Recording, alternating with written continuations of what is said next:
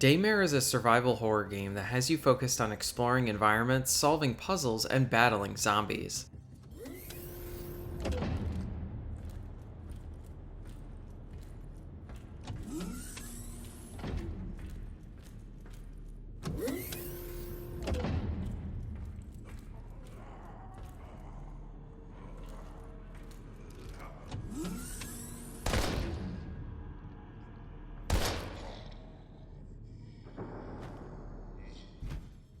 At its core, Daymare is heavily inspired by the traditional Resident Evil games. There's a large focus on resource management along with exploring your environments to find a way to proceed. Most areas of the game have you in a section with a few different rooms and you need to find your best way to get to your objective. This usually involves exploring these areas and seeing if there are any useful supplies to grab before focusing on your main objective. You will want to keep an eye out for ammo and healing items. There are some extra rooms to keep an eye out for as well, as you can hack them and they usually provide you with some additional items. While I appreciated the use of the puzzles within Daymare to stay in line with traditional survival horror, some of them were more repetitive to complete and not as enjoyable as they could be. Completing these puzzles usually opened up the next area or provided you with your main objective. The exploration is rather limited until you get to the hospital section of the game. You will encounter plenty of enemies while playing, but like many areas of this game, the combat is also really rough.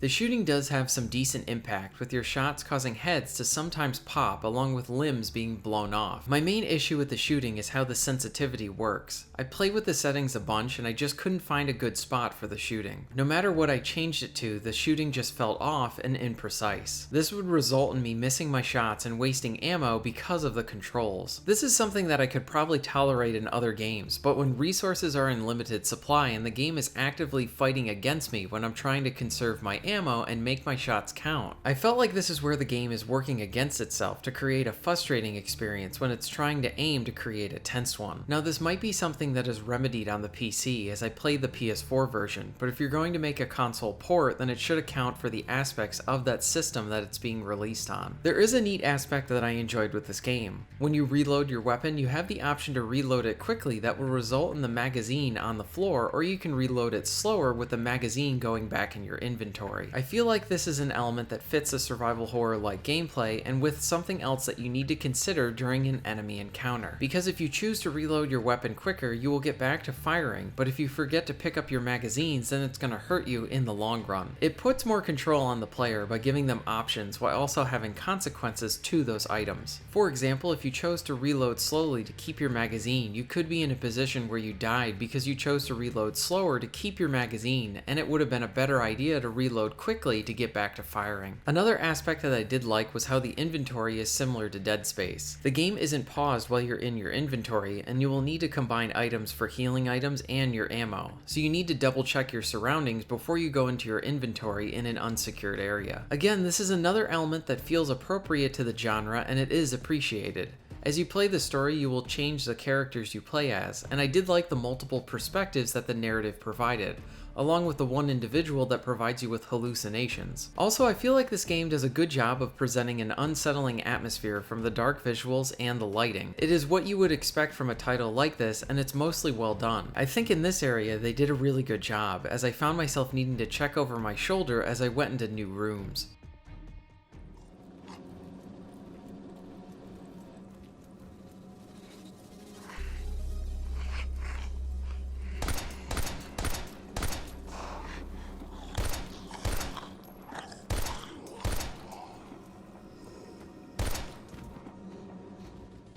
The cutscenes, writing, and performances are generally pretty bad. Early on in the game, I experienced some cutscenes that had a so bad it's good kind of quality to it, with odd animations and sometimes no animation at all. It honestly was just silly and provided me with some really good laughs.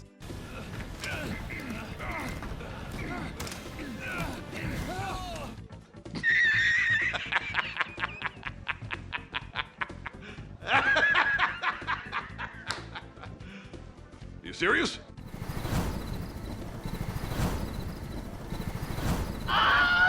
The line delivery is pretty bad and unintentionally hilarious at times. Without the safety of your helo, you're knee-deep in shit and you're neck-high in deeper shit. On a crash... The Sacred Heart Hospital. He's going there. And then he'll be there. About what? Sweetie?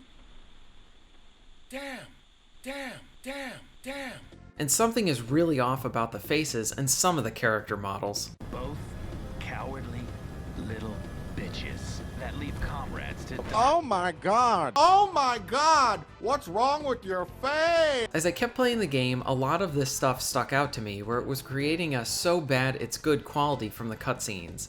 I don't think this stuff was intentionally bad, but either way it only helps the experience as it provides many good laughs, which is why I wanted to highlight some of them here. I also ran into some odd glitches as well, with some enemies getting stuck on walls and not really engaging with me. My big issue with the game is the lack of the polish to the entire experience when playing it. The game does not run well on the PS4, resulting in a very choppy experience. When you pair this with the imprecise shooting, then it all creates this frustrating experience. Like I said before, missing my shots and wasting my ammo because of the imprecise controls feels like the game is actively working against me. Along with this, there are some spots that I think could be better with some slight changes. The game does look pretty good in the dark, but there's an early segment where you're walking through a forest during the day and it looks awful. It simply looks really ugly, but if this section was done at night, I think it would have worked better and the darkness could have helped to hide all the poppin'. I had several instances where the sound effects for the enemies wouldn't work or many shots would be delayed, making many of these situations confusing from a sound standpoint, as sound is one of your greatest allies to helping you with enemy awareness. While I experienced many issues with Daymare, I do think that this game can be improved upon. I do think that they have something here with the gameplay. These developers started out making this game as an unofficial Resident Evil 2 remake before the Capcom one was announced. They are obviously fans of the genre and the Resident Evil franchise. As I played the game, I could see that from the use of their atmosphere, elements of the story, and the level structure. Daymare feels like it could be a lot better if it had more time to really iron out many of the rougher parts of the game. Many of the issues I had with the game are things that I think could be fixed. The shooting is functional, but the aiming feels really imprecise, making those explosions of violence frustrating rather than focusing on the tension. If the developers could work on improving the shooting, then that would greatly help the entire game. Along with this, the general performance of the PS4 is really choppy and has a very inconsistent frame rate. I feel like this is another area that could be reasonably improved upon. Enemies are hard to read whether they are falling because they died or they are just stunned. Since this information isn't clear to the player, it can create some frustration. I would focus on improving the gameplay aspects of the game, and I actually wouldn't touch the cutscenes. While the cutscenes are bad, it hits this wonderful level of enjoyable, unintentional camp that only makes the game even better because of how hilarious they are. And while I don't think that this was intentional by the developers, I would not change them because there's a so bad it's good charm to them, and I feel like it only helps the experience. Daymare has its heart in the right place, but it's really, really rough.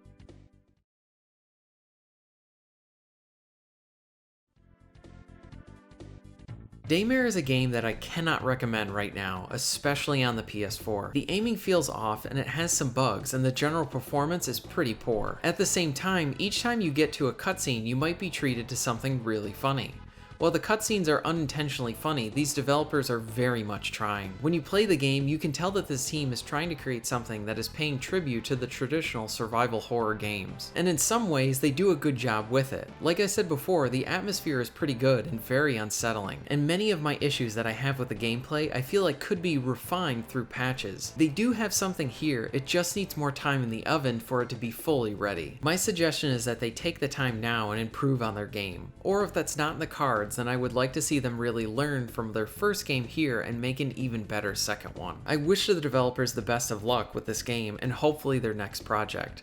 If they substantially improve Daymare, then I would gladly like to return to this game and give it another shot. Thank you very much for watching.